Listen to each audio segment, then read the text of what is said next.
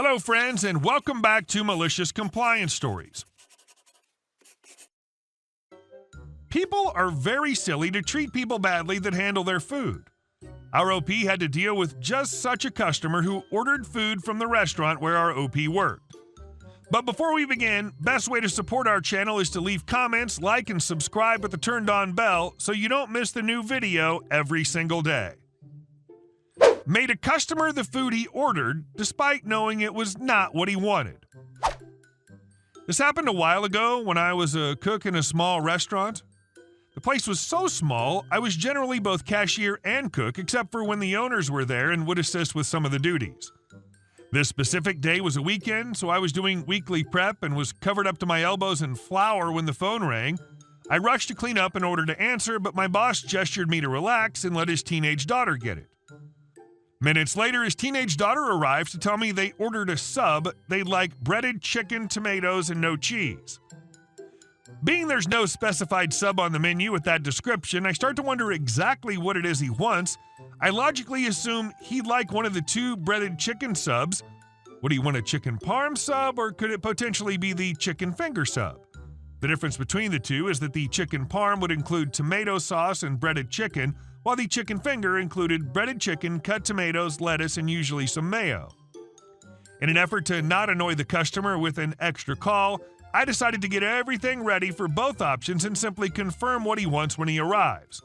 I warmed up the bread, deep-fried the chicken, warmed up some sauce, and even ensured we had tomatoes cut. When the man showed up, we incurred the following interaction. "Hi, just wanted to confirm your order. You want a chicken sub with tomatoes? Anything else? Would you like?" To which he cuts me off and says, "I want what I told the girl on the phone." "I understand that, sir, but I'm not the girl on the phone. I just want to confirm." "I can't believe that you're so incompetent. I'm not repeating myself. I want what I told the girl on the phone." "All right. Right, it'll be out in 30 seconds. In response, I went back, put breaded chicken and tomato slices on a sub, wrapped it up, and handed it to him. Just 5 minutes later, I got an angry phone call informing me his chicken parm had no sauce. "Well, sir, according to the girl on the phone, you wanted a chicken and tomato sub with no cheese, so that's what you received."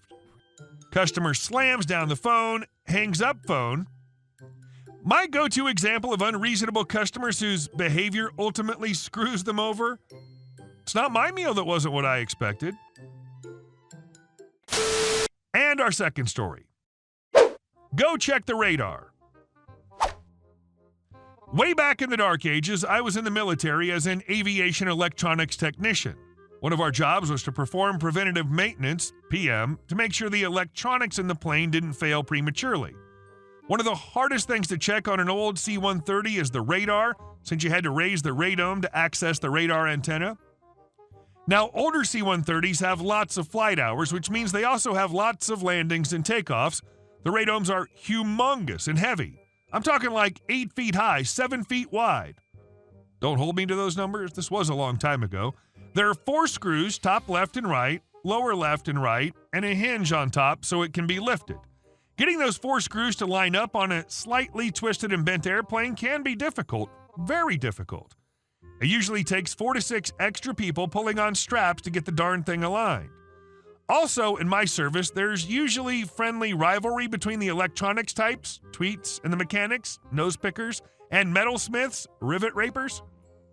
I say usually, but at my new air station, it was well beyond the friendly stage to the point that the rivet rapers and nose pickers wouldn't even acknowledge the tweets and vice versa. I just checked in from a heavy maintenance overhaul facility and was placed on night check, the 4 to midnight shift. This is the shift where most preventative maintenance is performed. I replaced the 2 tweets who'd previously been assigned to night check. Once I started working the shift, I quickly found out a couple of things. First, these 2 were either lazy or had everybody buffaloed. The workload that had previously been assigned to both of them, I was able to accomplish in about half a shift. So I started asking for more work. The other thing I found out was that they were the epitome of tweets that couldn't stand the mechs. I was not a fan of that game and quickly became friends with mechs by helping them when they were shorthanded for major jobs. All the tweets versus mechs BS stopped the night check chief came out and saw me up on a check stand on my hands and knees holding the weight of an aileron, another very big piece that forms most of the backside of the wing. It's used to turn the plane when it turns in the air. The chief bellowed, "Who's the new guy on the check stand?" "That's the new tweet we've been telling you about." "Well, don't let him screw anything up." That's about as close to a thank you for helping or okay, he's accepted it, came with that guy, but I never had a problem with the mechs again on night check. When I asked for more work, it began. The two previously assigned guys started rumors that I was doing shoddy work and even worse, pencil whipping my work, signing it off but not performing the work. The chief in charge of assigning my work caught wind of it and decided to perform a test to settle the rumors once and for all. He assigned me to performing radar PM. Okay, not a problem. I completed it, signed off the paperwork, and completed my shift. The next day, I was met by my chief and several other people, including the two smirking tweets that were assigned to night check. I was accused of not possibly being able to complete the radar card since I didn't ask for extra bodies to close the radome. The malicious compliance. I'd also heard the rumors that I had been pencil whipping my work and knew immediately what the chief was up to with the radar PM, and I wanted to make those two idiots look like dummies, so I just took the assigned work with a smile. Then I went to the night check chief and told him I had to crack the radome tonight and ask for some help. He said no problem, saying that radome was a B word is an understatement. It took us most of the night and me buying the beers after work to get it done, but it was way worth it. The fallout? Back to the next day, after being outright accused of pencil whipping, I innocently asked what the chief was talking about asking for bodies to help me. They work day shift. Why would I ask people to help me on night shift? The chief replied, because it takes extra people to close a radome. I again asked innocently, but why would I ask day shift to help me on night shift when night shift has plenty of people that can help me? What plenty of people? There's only you, and you couldn't possibly close a radome by yourself. I smiled inward and said, I never said I did it myself. The plenty of people were the mechanics. The two idiots both said they'd never help. I looked at both of them and said, yet they did. And I don't like being accused of being a liar, performing shoddy work, or pencil whipping my work. Where'd these rumors come from anyway?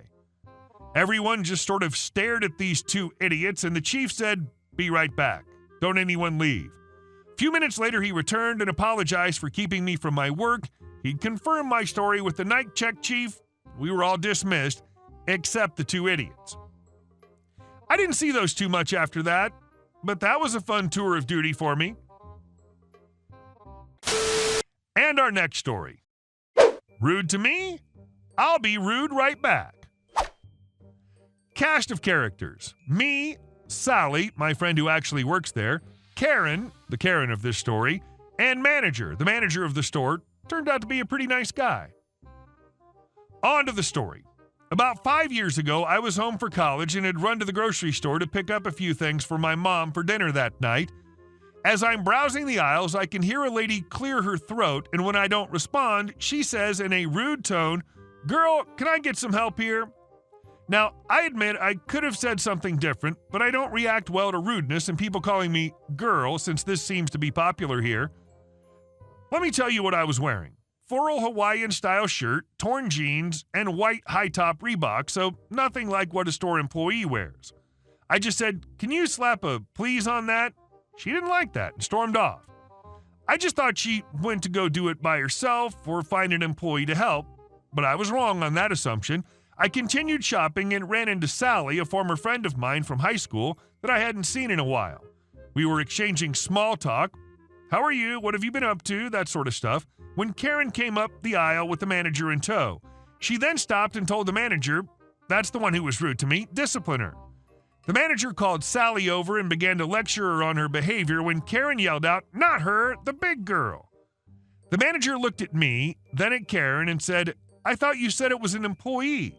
She doesn't work here." Karen looked at him and then said, "What do you mean she doesn't work here?" "Well, kick her out of the store anyway." The manager turned to me and said, "This lady says you were rude to her. Is that true?" I said, "No ruder than she was to me. If you're going to kick me out, kick her out as well." This elicited a gasp from Karen, who turned around and walked out of the aisle. The manager then told me, "Karen's always a problem shopper here, but this is the first time she's complained about a customer and not an employee." "What did you say to her?" So I told him the story, to which he laughed, I then went and finished my shopping and never saw Karen again. Sorry there's no big finale involving police and bands and stuff. And our last story. Neighbor built driveway on my land and refused to remove it. I have property out in the middle of nowhere with very few paved roads and just lots of open space. My neighbor decided he wanted to pave a path to his driveway from the main road. He didn't realize my property line extended farther than his and built the driveway/road on it. I check on my property every few months and didn't find out until it was already completed. I asked him to remove it, but he said he's already paid for it and plans to keep using it, especially since I don't use the portion of the land he built the road on. To make a long story short, he just blew me off. Since I own this land, I called a crew to tear it up and restore the lawn, then sued him for the cost. Hey guys, thank you all for watching the video. I'll see you in the next one.